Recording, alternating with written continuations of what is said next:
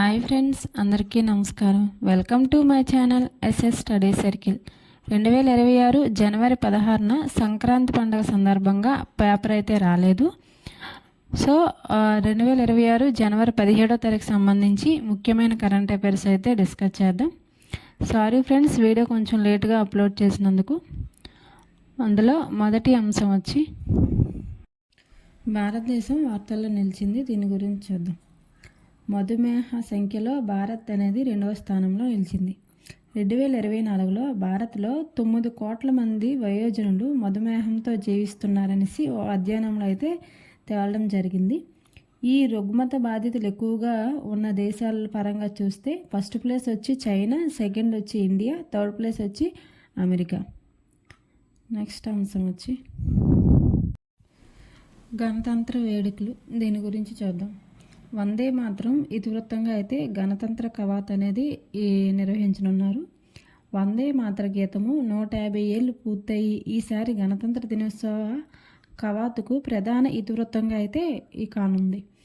European Commission అధ్యక్షురాలు Ursula von der Leyen, European Council అధ్యక్షుడైనటువంటి Antonio కోస్టాలు ఈ గణతంత్ర వేడుకలకైతే ముఖ్య అతిథులుగా అయితే రానున్నారు.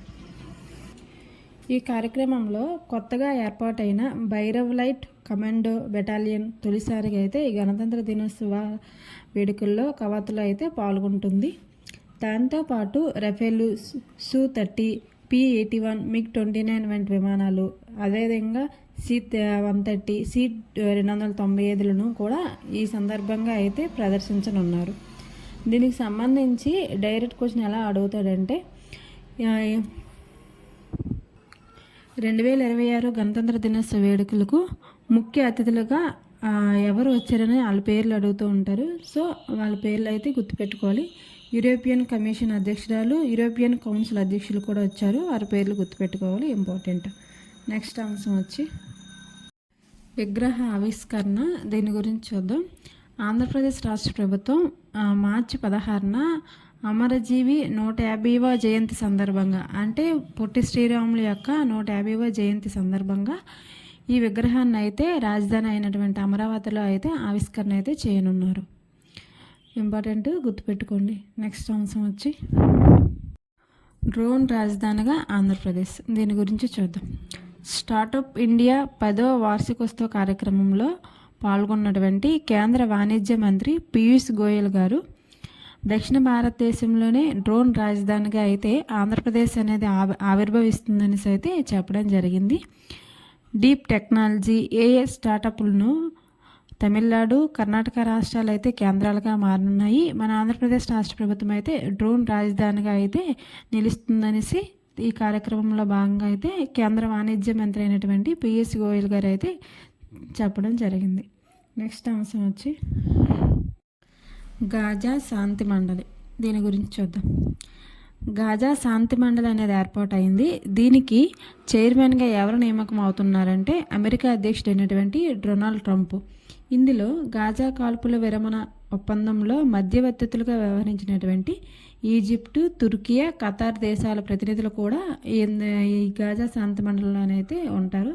ఇందులో 15 మంది సభ్యులు కూడా దగ్గర ఉంటారు. నెక్స్ట్ అంశం వచ్చి మండలి సంస్కరణలు. దీని గురించి చూద్దాం. ఐక్యరాజ్య సమితి ప్రధాన కార్యదర్శి అయినటువంటి ఆంటోనీ గుటెరస్ అనే అతను మండలి సంస్కరణలకు చొరవ చూపండి అనేసి బలమైన దేశాలకైతే పిలుపునివ్వడం జరిగింది.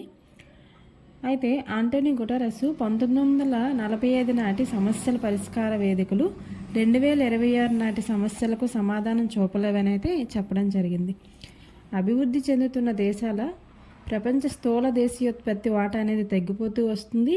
వాటి ఆర్థిక వ్యవస్థ రోజు రోజుకు కూడా కుంగిపోతుందని కూడా చెప్పడం జరిగింది. నెక్స్ట్ అంశం వచ్చి కెనడా, చైనా మధ్య సరికొత్త బంధం.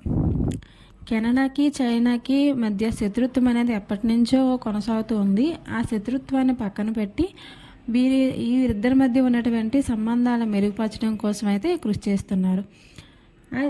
కెనడా ప్రధాని మార్క్ కార్నీ చైనాలో అయితే 2 రోజుల పర్యటన అయితే చేయనున్నారు. ఈ పర్యటనలోనే భాగంగానే ద్వైపాక్షిక చర్చలు కూడా చేస్తారు. తమ దేశ ఆహార ఉత్పత్తులపై తక్కువ సుంకాలకు ప్రతిగా చైనా ఎలక్ట్రిక్ కార్లపైన విధించినటువంటి 100% సుంకాలను కెనడా అనేది తగ్గిస్తూ వచ్చింది. ఈ ఒప్పందంతో ప్రారంభంలో 49,000గా ఉన్న వాహనాల సంఖ్య వచ్చే 5 సంవత్సరాల కల్లా 70,000కి అయితే చేరుకుంటుంది. కెనడా ప్రధాన ఎగుమతి అయినటువంటి కనోలా విత్తనాలపైన 84% ఉన్నటువంటి సుంకాలను చైనా 15%కి అయితే తగ్గించింది. 8 ఏళ్లలో చైనాను సందర్శించినటువంటి మొట్టమొదటి కెనడా ప్రధాని ఆయన ఎవరు నిలవనున్నారంటే మార్క్ కార్నీ అని అతనైతే నిలిచారు. అంటే వీళ్ళకి శత్రుత్వం కారణంగా అయితే ఇతను ఎప్పుడు కెనడా ప్రధాని ఎవరు కూడా చైనా పర్యటనకి వెళ్ళలేదు. ఎప్పటి నుంచి 8 ఏళ్ళ నుంచి. ఇప్పుడు మార్క్ కార్నీ అనేవాడు పర్యటనకి వెళ్ళడం సందర్భంగా అయితే ఇతనే 8 ఏళ్లలో చైనాను సందర్శించినటువంటి మొట్టమొదటి కెనడా ప్రధానిగా అయితే మార్క్ కార్నీ అయితే నిలవనున్నారు. నెక్స్ట్ అంశం వచ్చి ఆంధ్రప్రదేశ్ రాష్ట్రంలో తిరుపతి జిల్లా వార్తల్లో నిలిచింది. దీని గురించి చూద్దాం. ఆంధ్రప్రదేశ్ రాష్ట్ర ముఖ్యమంత్రి అయినటువంటి సీఎం చంద్రబాబు నాయుడు గారు ఏరోస్పేస్ ఐటీ సలహాదారులతో అయితే సమావేశం అయితే నిర్వహించారు. ఈ సమావేశంలో అతను తిరుపతి కేంద్రంగా అతిపెద్ద AP futuristic innovation and research in science and technology పరిశోధన కేంద్రాన్ని అయితే ఏర్పాటు చేయబోతున్నామనేసి అయితే చెప్పడం జరిగింది. దీన్ని తిరుపతి ఐఐఎస్సిఆర్ భాగస్వామ్యంతో అయితే ఏర్పాటు చేస్తున్నామని దీనికి ఆమోదం అయితే తెలిపారు. దీన్ని రాష్ట్రాన్ని అన్ని రంగాల్లోనూ అభివృద్ధి చేసేలా, యువత భవిష్యత్ అనేది తీర్చిదిద్దేలా కూటమి ప్రభుత్వం అనేది కృషి చేస్తుందనేసి అందుకోసం దీన్ని ఏర్పాటు చేస్తున్నామనేసి చెప్పడం జరిగింది. దేశంలోనే తొలిసారిగా గ్రీన్ ఎనర్జీ రంగంలో గ్రీన్ అమ్మోనియా ప్లాంట్ను కాకినాడలో కూడా ఏర్పాటు చేయబోతున్నామనేసి అయితే ఈ సమావేశంలోని చంద్రబాబు నాయుడు గారు అయితే చెప్పడం జరిగింది. ఇంపార్టెంట్ గుర్తుపెట్టుకోవాలి. చూసారు కదా ఫ్రెండ్స్, 2026 జనవరి 17వ తారీఖు సంబంధించి ముఖ్యమైన కరెంట్ అఫైర్స్ అయితే డిస్కస్ చేసాం. ఇదే విధంగా ప్రతిరోజు కూడా మన ఛానల్లో కాంపిటేటివ్ చదువుతున్నటువంటి ప్రతి ఒక్క స్టూడెంట్కి యూజ్ అయ్యే విధంగా ఈనాడు పేపర్లో వచ్చేటువంటి ముఖ్యమైన కరెంట్ అఫైర్స్ అనేది డిస్కస్ చేస్తున్నాం.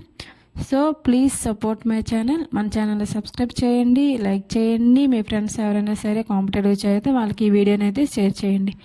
Thank you for watching my channel. Thank you.